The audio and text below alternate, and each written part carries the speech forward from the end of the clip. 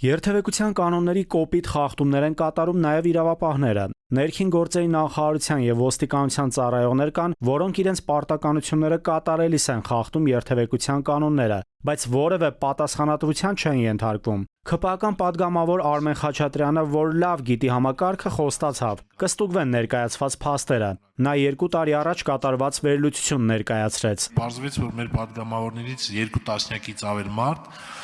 ունեն տուգանքներ, լուրջ տուգանքներ, անգամ մենք ունենք падգամավոր, որ տրանսպորտային միջոցներ վարելու իրավունքից էր զրկվել։ Հանցագործությունների թիվն ամեն տարի աճում է։ 2024-ին 4000 հանցագործությունների առյուծի բաժինը 1811-ը եղել են թմրամիջոցներին առնչվող։ Մեքենաներից գողությունների թվի աճ արձանագրվել Երևանում։ Շրջանառության մեջ օրենսդրական նախաձեռնություն կա։ Շուտով ազգային ժողովի սեղանին կգնա։ Տրանսպորտային միջոցներից կատարված գողությունը նախագծի ձևակերպումով կդառնա որակյալ հանցակազմ։ Տասնյակ խմբեր ունենք հայտնաբերված,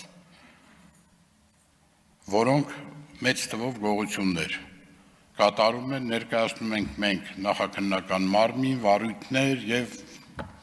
տվյալ քաղաքացիները ներկայապես գտնվում են, նորից շարունակում են իրենց ծև գործը։ Մինչև 2021 թվականը վարորդները գումարներ են վճարել տեղզնության համար, սակայն նրանց գերակշիռ մասը իրականում չի անցել տեղզննում։ Որովհետև օրենսդրությունը պարտադրել է միայն վճարումները, այլ ոչ տեխնիկական զննություն անցնելը։ Կառավարությունը նոր օրենսդրությամբ այս ոլորտը էականորեն լավարկել է,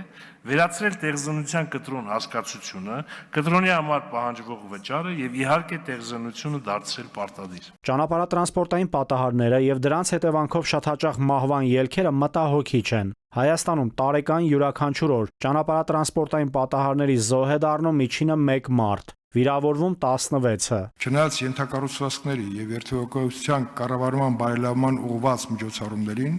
արդյունքները, ինչպես տեսնում ենք, բավարար չեն եւ մեզ դեռևս չի հաջողվել առավելագույնս չեզոքացնել բացասական հետևանքները։ Միլիարդավոր դրամների գումարներ են ծախսվում ճանապարհների նորոգման, կառուցման համար, սակայն падգամավորները նկատել են, որ այդ նույն ճանապարհներին նախազգուշացնող նշանները շատ ավելի կարճ են։ Տարածքային կառավարման եւ ենթակառուցվածքների փոխնախարարին հորդորեցին ուշադիր լինել։ Այն հատվածներում, որտեղ զգուշացնող նշաններ չկան, հաճախադեպ են վթարները զոհերով։ Նաիրի Մուրադյան, ժամը լրատվական։